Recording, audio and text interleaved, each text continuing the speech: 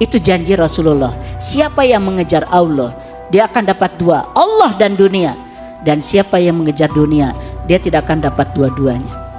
Dia tidak dapat Allah, dia juga tidak akan dapat dunia. Itulah pentingnya belajar kesadaran. Ketika kita hidup dalam kesadaran, logik kita yang terbatas pun bisa kita lampaui. Itulah bahayanya kalau belajar kesadaran, jadi cerdas. Maka saya bilang, dengarkan kajian saya, bahayanya jadi cerdas. Gak apa-apa gitu. Makanya saya tidak peduli. Ada orang yang menghujat saya, bilang saya menyebarkan aliran sesat, itu ini. Terima kasih. Saya adalah sumber cahaya. Tidak perlu bekerja keras untuk melawan kegelapan. Cukup hadir sebagai sumber cahaya.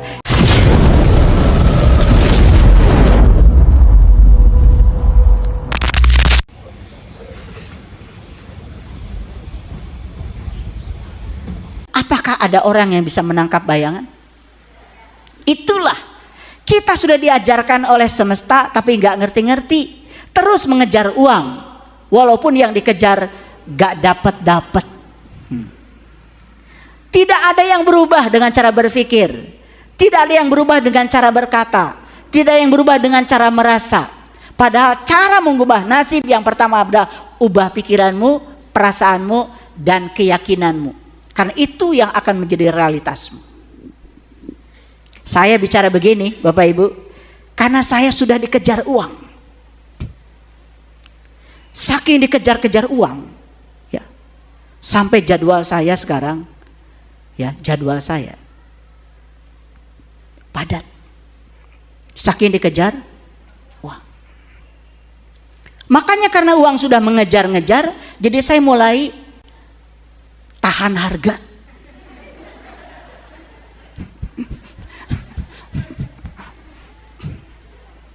Coba yang mengejar-ngejar uang ya, sampai ngemis-ngemis sama uang ya, ibaratnya ya dikasih berapapun gak apa-apa gitu. Lah saya udah gak mau, gak mau jam tidur saya diganggu oleh uang, gak mau jam makan malam saya dengan keluarga diganggu sama uang, gak mau jam rekreasi saya dengan anak cucu saya diganggu sama uang, gak mau. Dulu saya mau, makanya dulu saya sering mentertawakan diri sendiri, kok saya ini sok sibuk demi pekerjaan dan uang, sampai merelakan orang-orang yang dicintai tidak pernah disapa. Pergi dari rumah mereka masih tidur, pulang ke rumah mereka sudah tidur.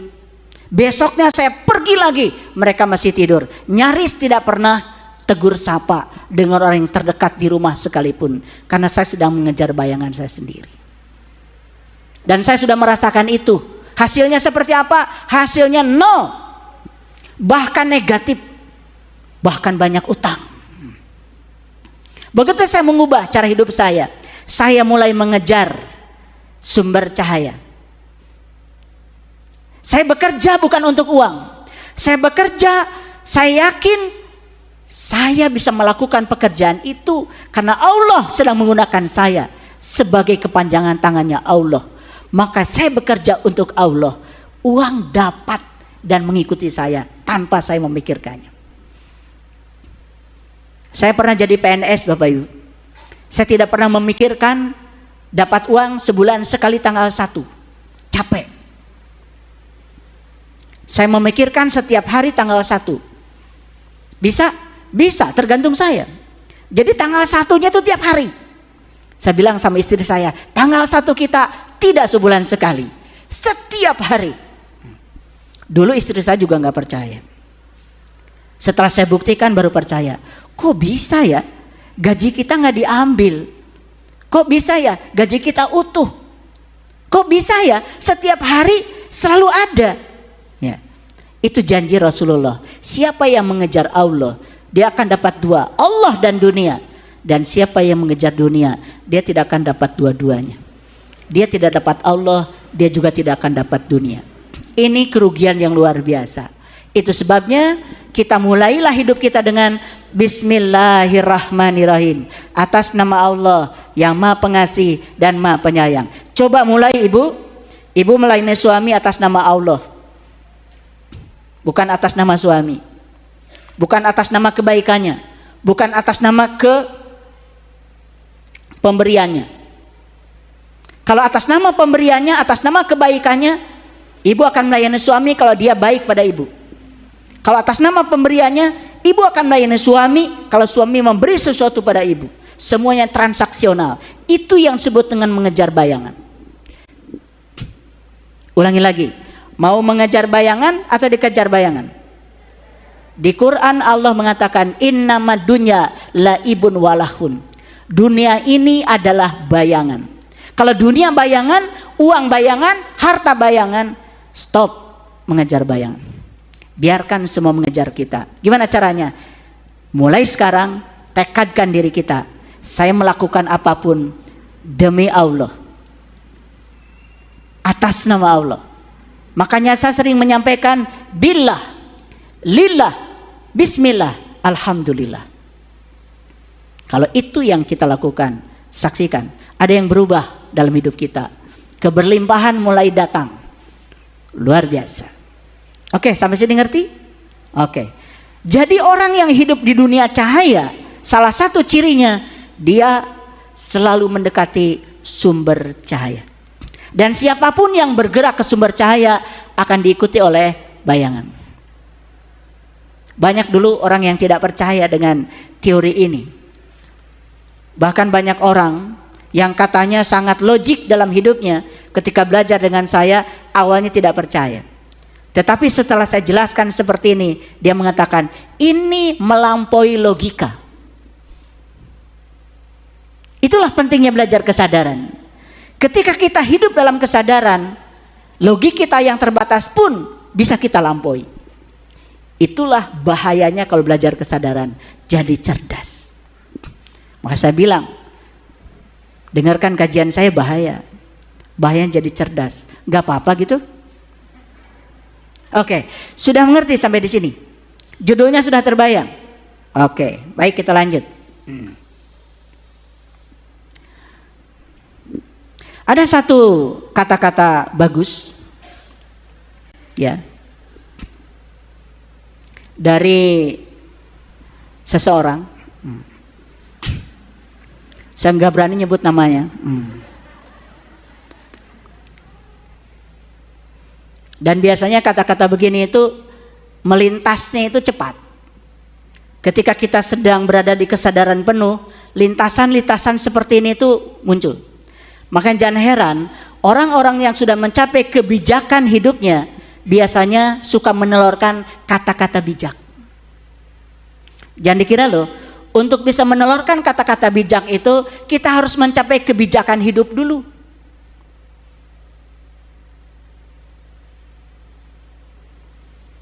Oke. Cahaya tidak pernah berjuang keras untuk mengusir kegelapan.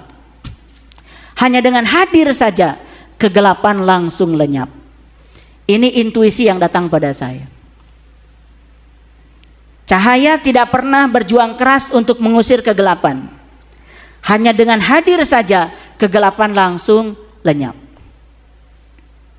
Cahaya melambangkan kebaikan, melambangkan kesabaran, melambangkan cinta. Kegelapan itu melambangkan keburukan, ketidaksabaran, kemarahan, ketakutan, ketiadaan cinta. Jadi Bapak Ibu, selama ini yang kita lakukan adalah melawan kegelapan, mengusir kegelapan, bukan menghadirkan cahaya. Itu yang sebabnya banyak manusia yang terus-menerus pindah dari kegelapan menuju kegelapan baru. Kenapa?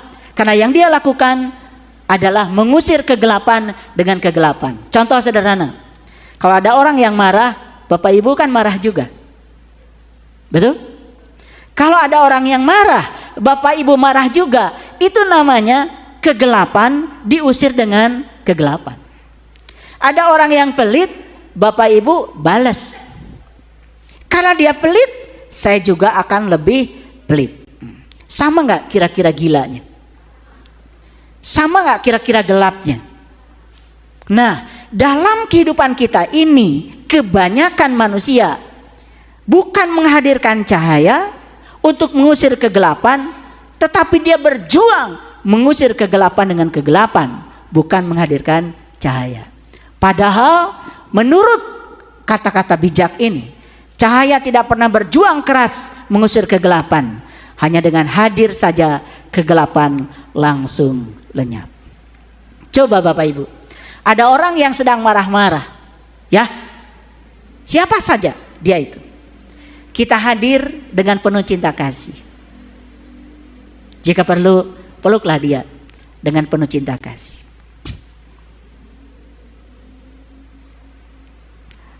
Akan lenyap kemarahannya dalam sekejap.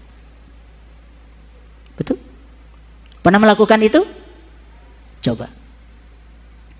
Tidak perlu mengusir kegelapan supaya dia bercahaya. Cukup hadir saja sebagai sumber cahaya, kegelapan sirna. Tapi kalau Anda hadir sebagai sumber kegelapan baru, Anda sudah menambah kegelapan lama dengan kegelapan Anda. Yuk sekarang kita lihat kebanyakan manusia di dunia ini, hadir sebagai cahaya atau hadir sebagai kegelapan? Itu yang membuat dunia kita semakin gelap. Ya.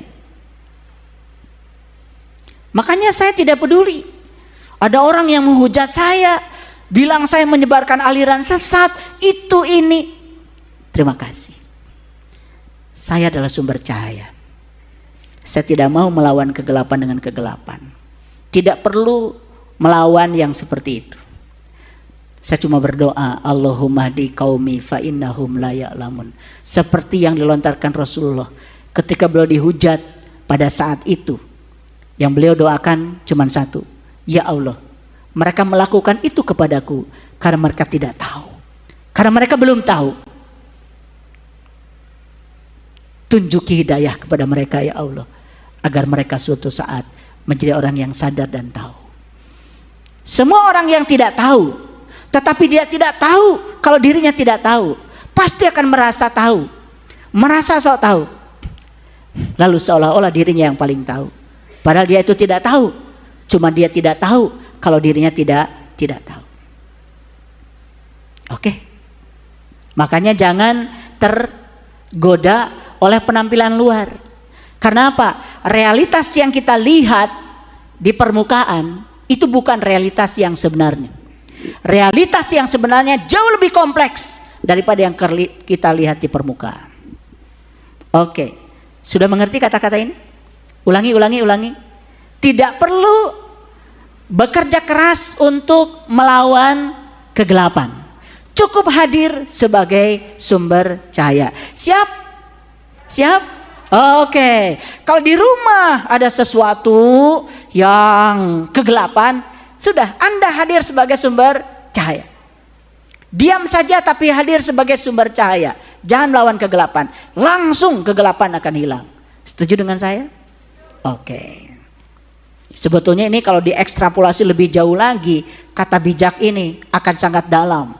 Tidak cukup 2 SKS. Saya praktekkan ini dalam dimensi kehidupan. Contoh sederhana saja. Ketika kita sedang menghadapi kesulitan, biasanya yang kita lakukan apa? Berfokus pada kesulitan itu. Betul? Contohlah, ketika ada orang yang sakit, dia berfokus pada sehat atau pada sakit? Dia pada sakit. Dia terus melawan rasa sakitnya, mengeluhkan rasa sakitnya. Coba sekarang, fokuskan pada sehat. Saya sudah sehat. Saya sudah sehat. Saya sudah sehat. Makanya sakit itu ternyata cuma ketiadaan sehat. Begitu perasaan sehat dihadirkan, sakit itu berangsur cepat sekali pulihnya. Silakan dipraktekkan. Nah, praktek dalam dimensi lain, dalam dimensi ekonomi dan lain-lain bisa dipraktekkan kata-kata tadi itu. Itu luar biasa. Baik, sekarang kita masuk dulu pada kajian Al-Quran. Ini Quran surat Al-Baqarah ya. ayat 255. Kelanjutan dari ayat kursi. Siapa yang hafal ayat kursi? Hafal semua, pasti dari kecil ya. Buat apa ayat kursi? Buat mengusir setan. Siapa setan? Jadi ayat kursi buat mengusir diri kamu sendiri ya. Itulah kegagalan kita memahami ayat. Dibaca, diulang-ulang, ya, ngikuti kebanyakan orang tanpa ada pertanyaan di sini, ya seperti itu kita jadi korban.